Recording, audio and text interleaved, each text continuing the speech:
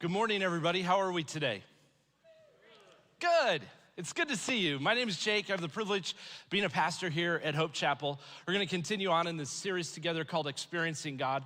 Our team is incredibly passionate about this series as we head out into 2021 because we believe that more than ever before, our society and our church are asking the questions, is God listening? Is God speaking?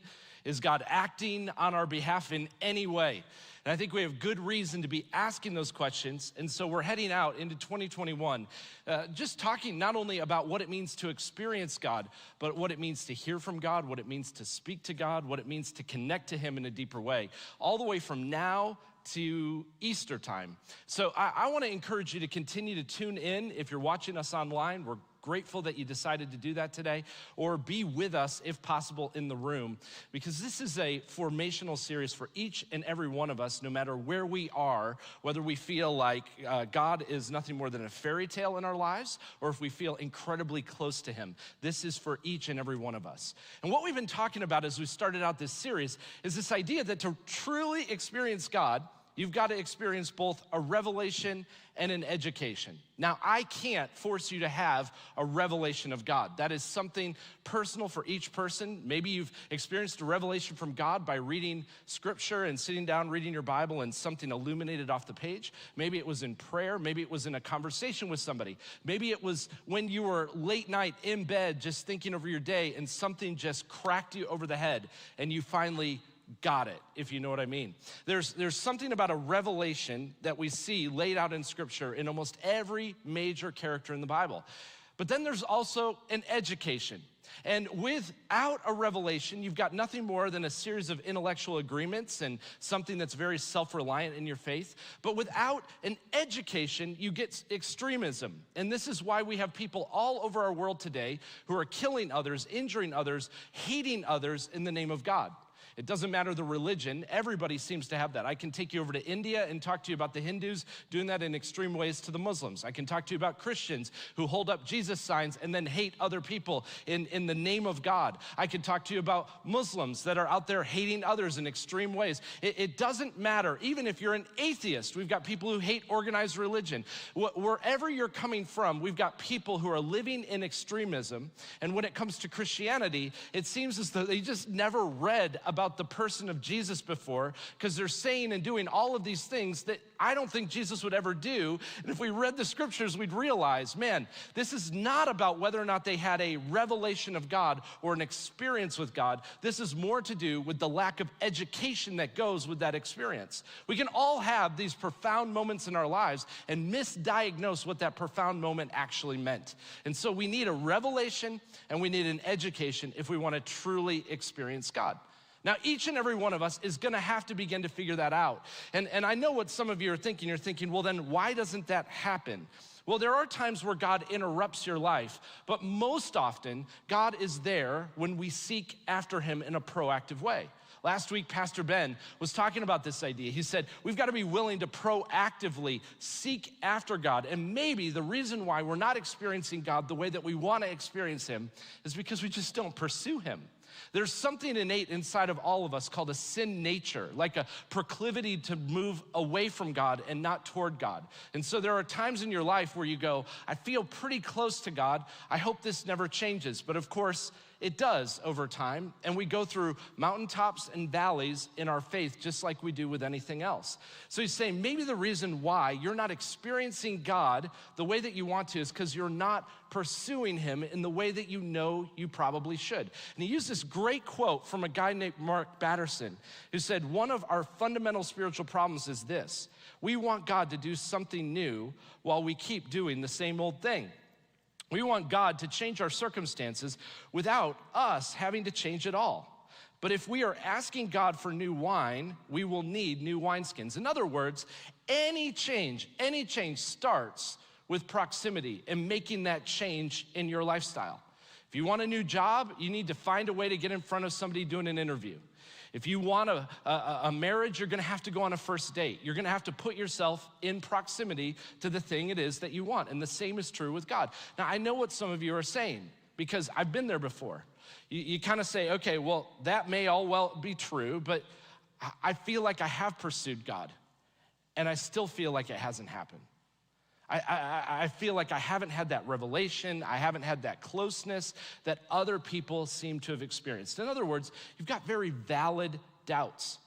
And every one of us in our lives at some point in time is going to have doubt. Doubt and faith are like conjoined twins. We often talk about this idea that faith and doubt are polar opposites, but they're actually conjoined, because the opposite of having faith and doubt is to live in this constant state of certainty. And we don't get to live in a constant state of certainty. It's Voltaire who said it this way. He said, doubt is not a pleasant condition, but certainty is absurd. And so we don't get to live in that constant state all the time. We don't get to live in a place where we can have certainty at any moment in time. Maybe that's why in Jude, in the Bible, it says, what? Be merciful to those who doubt. Every one of us has doubts. Every one of us has fears. Every one of us is wondering whether or not God is actually gonna be there for us, if God is actually gonna speak to us. And it's not just in the church. A couple weeks ago in the New Yorker magazine, I saw this slide that's gonna pop up of a cartoon. And it's just people in our culture asking God the question, God, are you ever going to show up? Do we have that slide? There it is. Just call now and then to let us know you exist.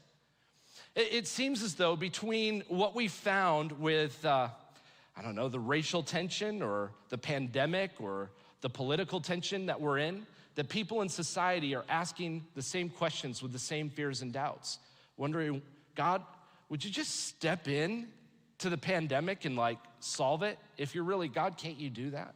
God, if you would just step into the middle of the racial tension, it seems like if you made everybody, you could kind of allow everybody to get along and get along in not just our nation, but in nations around the world. What's with the brokenness? Those real doubts are things that each and every one of us face. And if you're in that place today, having doubts over whether or not God is there for you, or whether or not God exists, or whether or not God can do any of those things, then you are not alone, and I wanna normalize that for you today.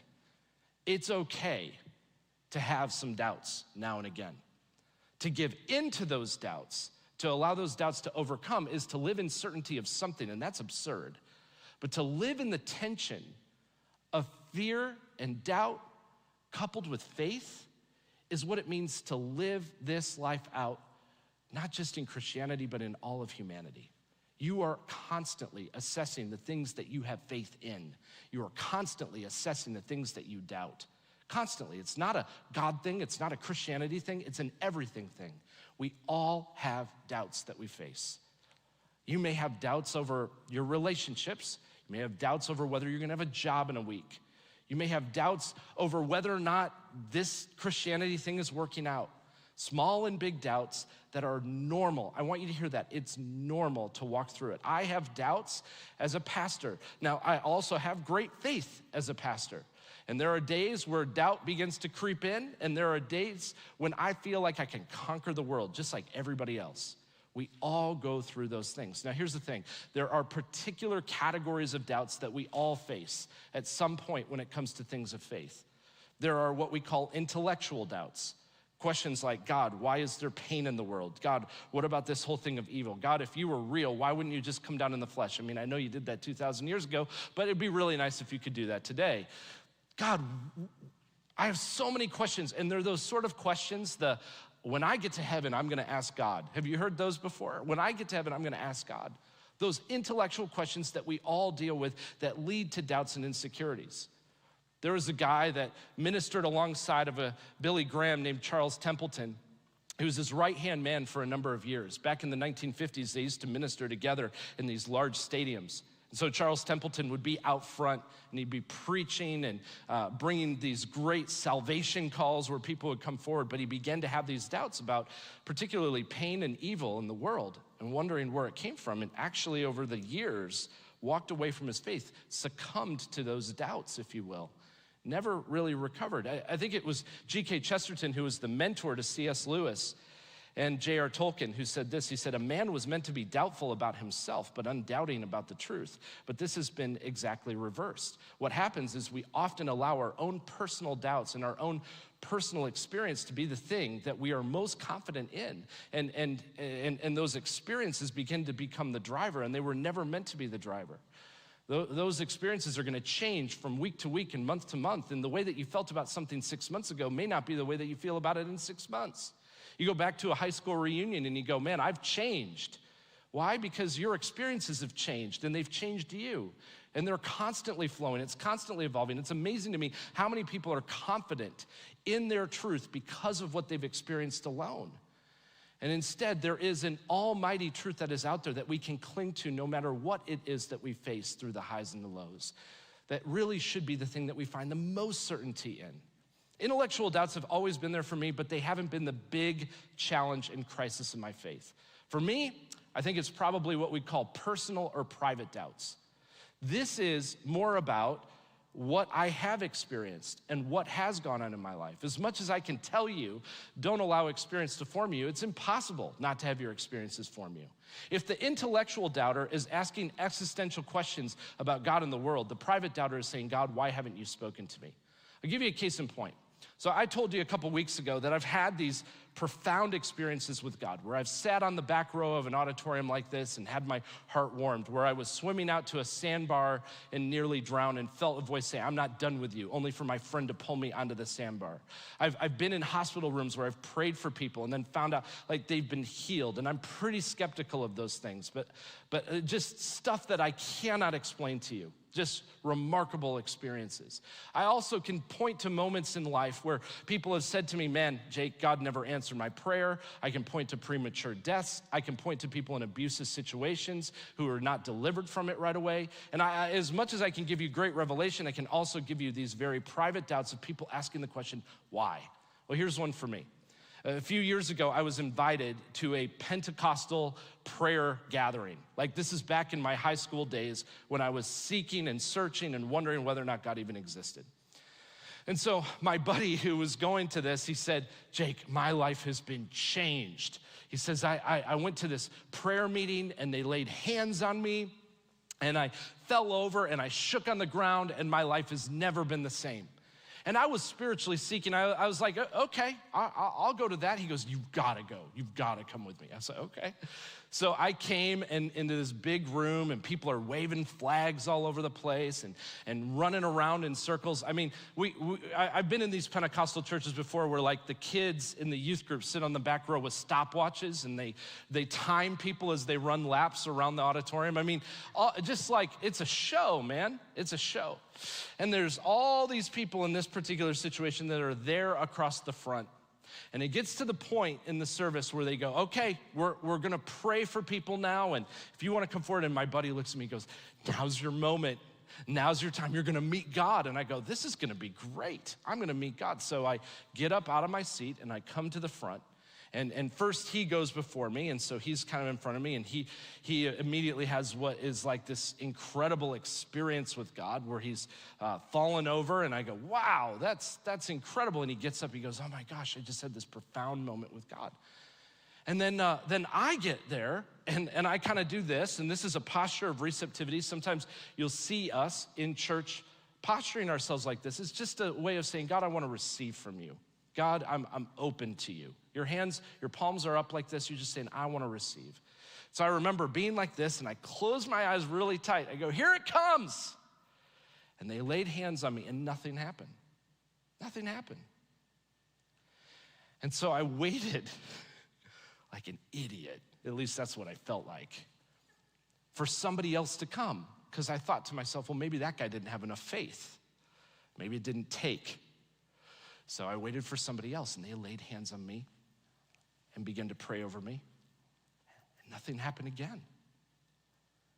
And I was now starting to get a little embarrassed. So I walked back to my seat, and I sat down, and what didn't go through my head was, it's all fake. It's all fake. That did not go through my head. What went through my head was, what's wrong with me? What's wrong with me? God, Like, is there no call on my life? God, do you not care about me? God, are you not interested in whether or not I talk to you or relate to you? God, what did I do wrong? Did I sin more than somebody else? And I walked out of that room that night more defeated in my faith than I'd ever been in my life because I personalized it. And here's the thing, I know some of you in the room, you'd be like, it was all a show, Jake, don't worry about it. It was all a show. No. I know people on that night who had experiences with God. I'm not saying some people had just purely emotional experiences with God and that's all it was and they drummed it up. I'm not saying that it was fake or it was real. I'm not getting into that. What I know is that God can work in those ways in the lives of people. I know that. I also know that there are gonna be people who are gonna drum it up and they're gonna do their thing. Listen, let's not get hung up on that for a moment. In this moment for me, it was a real crisis of faith because I felt unloved, unwanted, not desired by God in any way because I felt like I put myself out there and he didn't meet me.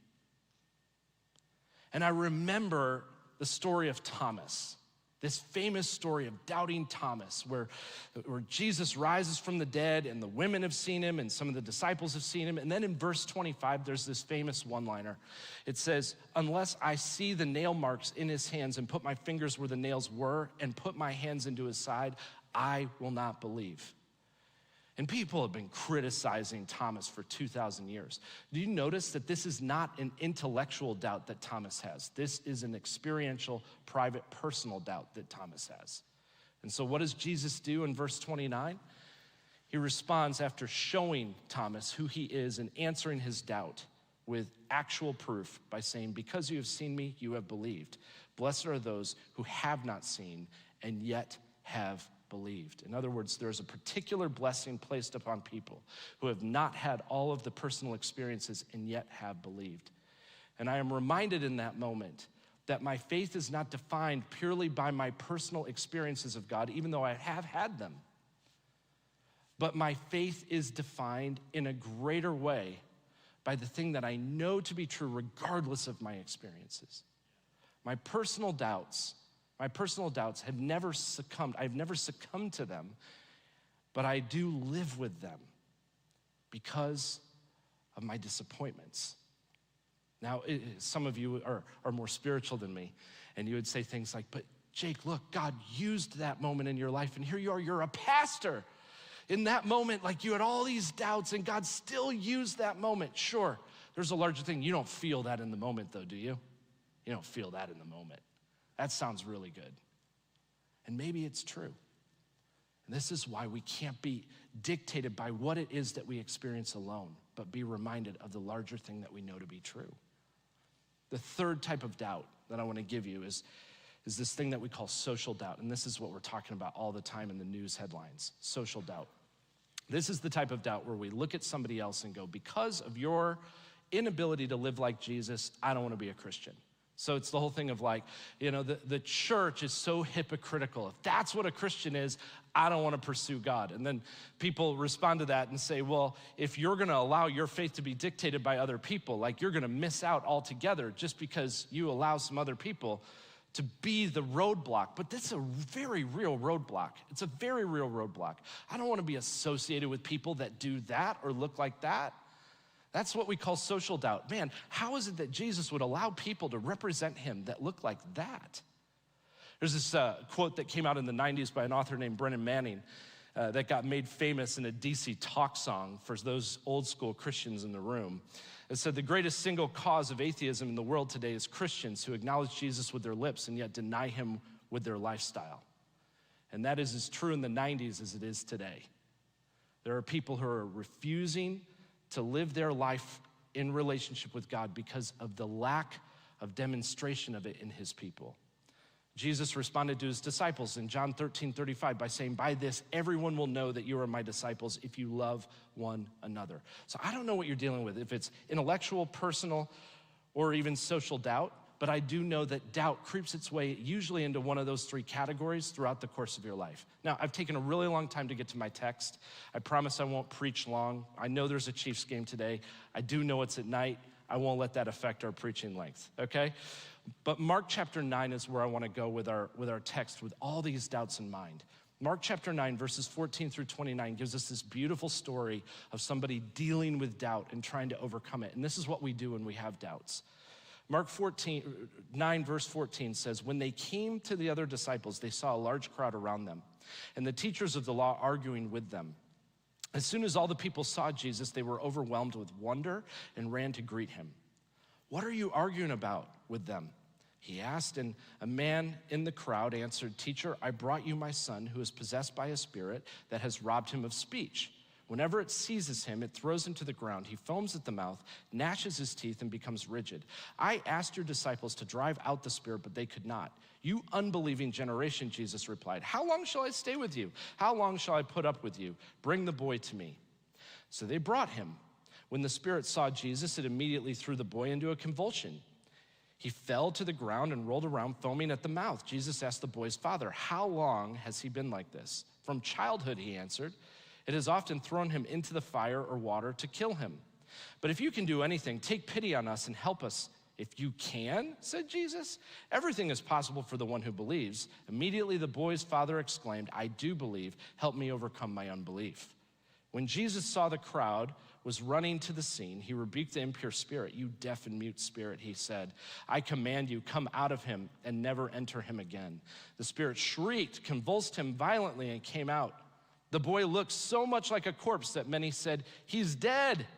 But Jesus took him by the hand and lifted him to his feet, and he stood up. After Jesus had gone indoors, his disciples asked him privately, why couldn't we drive it out? And he replied, this kind can come out only by prayer. Some translations say by prayer and fasting.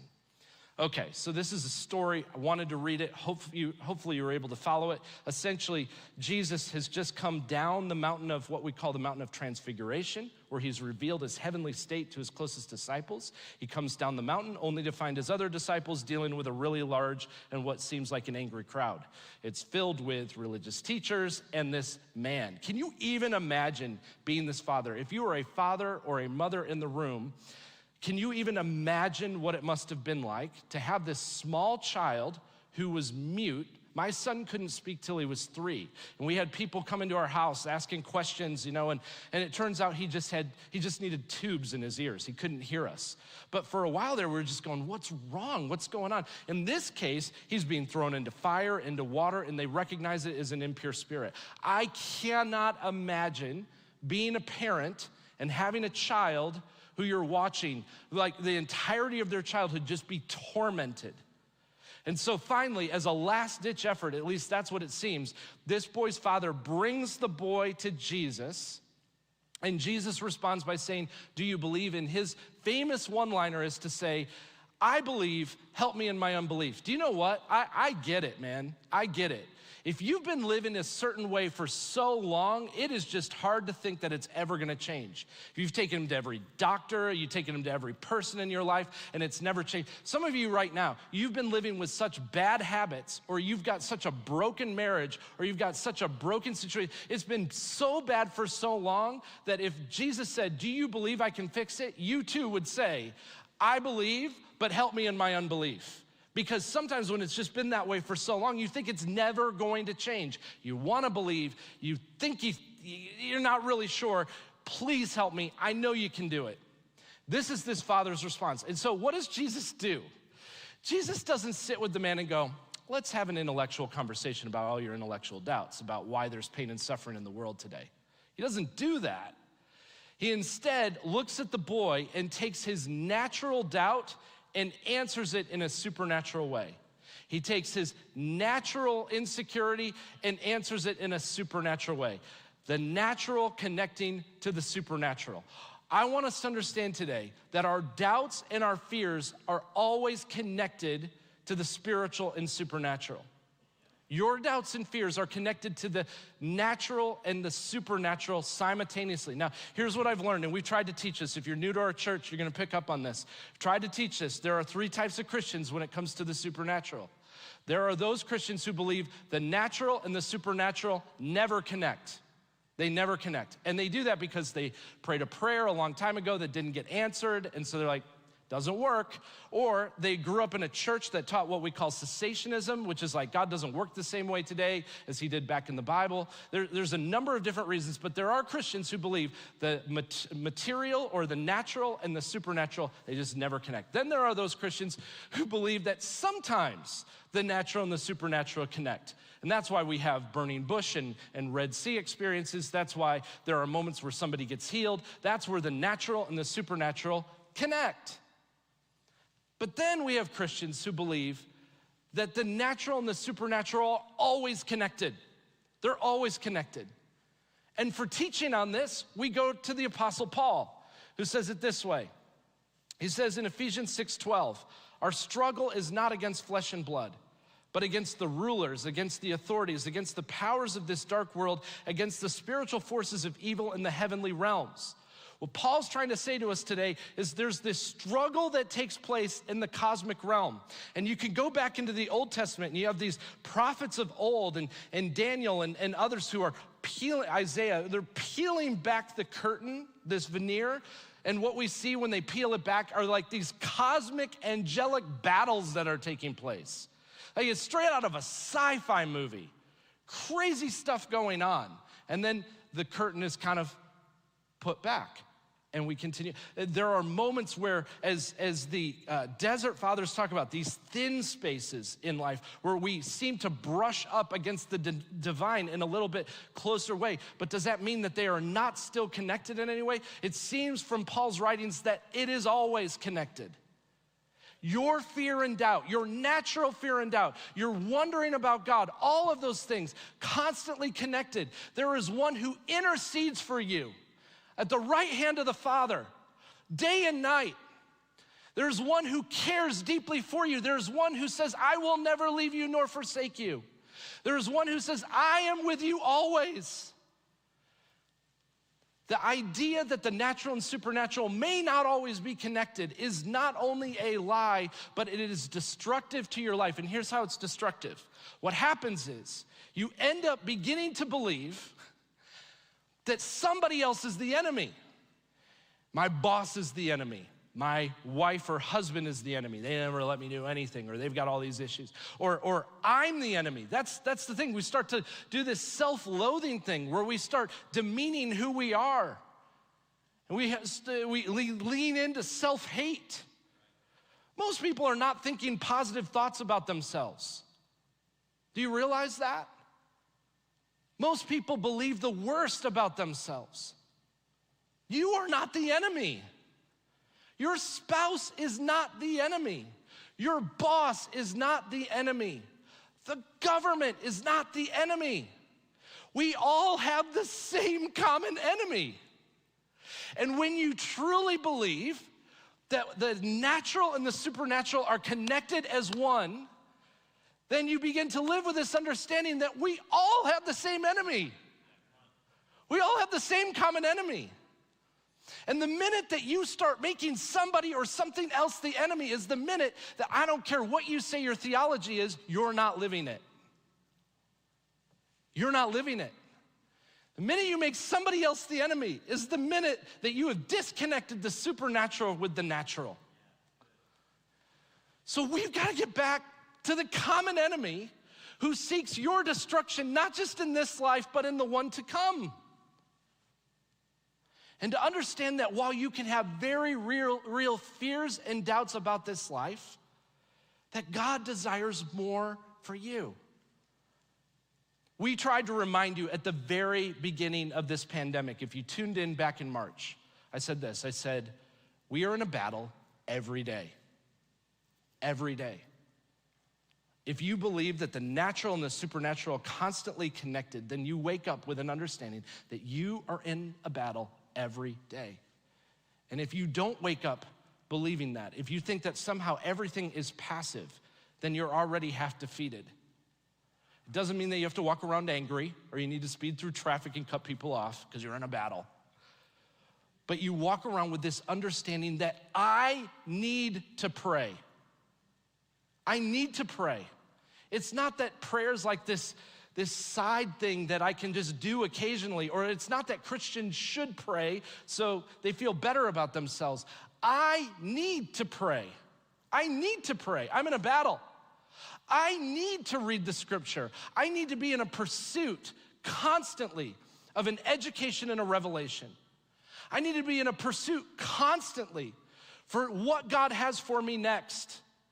I need to be in a pursuit constantly because the minute that I take the foot off the gas, I know which direction I'm sliding down the hill.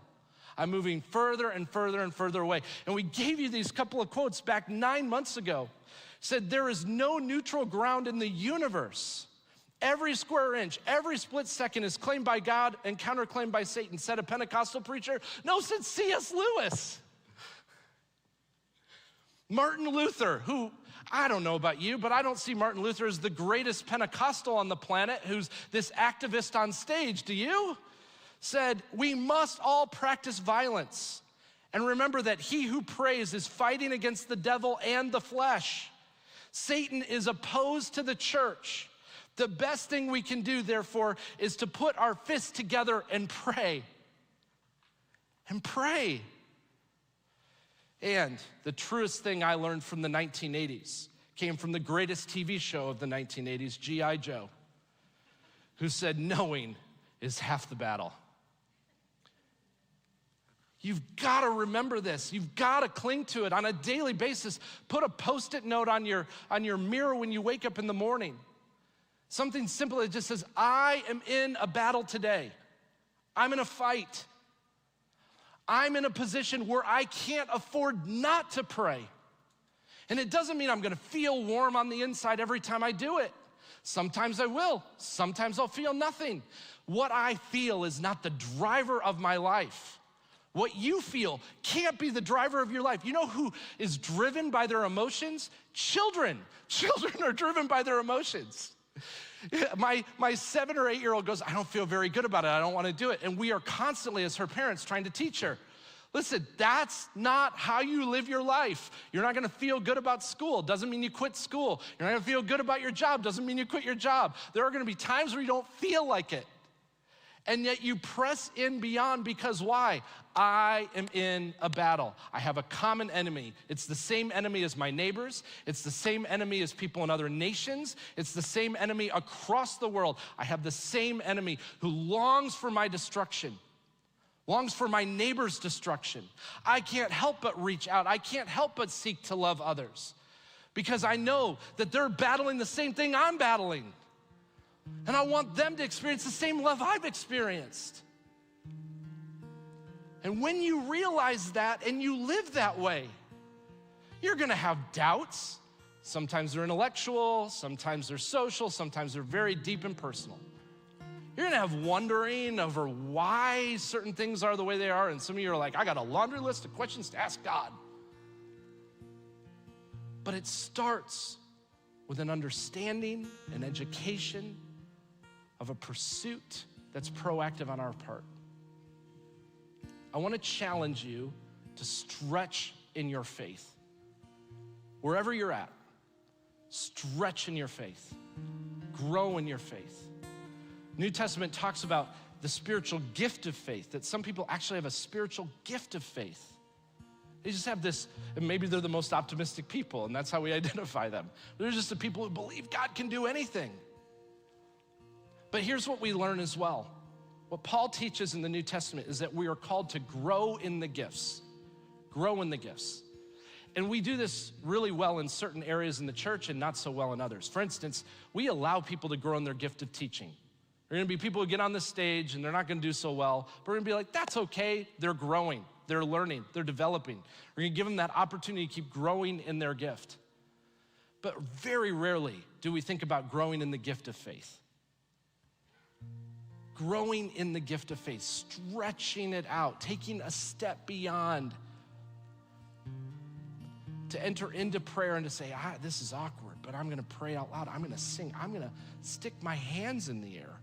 Not because everybody's doing it, it's a cool thing to do in church, but because it's a sign of surrender or a sign of praise. And it feels wildly uncomfortable, and I feel like an idiot doing it the first time and self-conscious. What's everybody think of me? But you're stretching your faith. You're making an outward sign in front of everybody else. I believe. I believe. You take that next step to just trust him, to believe that he'll meet you in your faith and continue to live this journey that constantly feels a little bit like putting one foot in front of the other and trusting God to meet you each step that you take. I want to pray for you, and then we're going to take some time to respond. You came to church today for some reason. So what do you believe God can do today? You showed up to church. You got out of bed. And I think it was more to pray for a Chiefs playoff win. You came to church. What do you believe God can do today? Why'd you show up? Let's stretch in our faith as we take time to respond and give God the space to speak to us as we pursue hard after him. Let's pray together.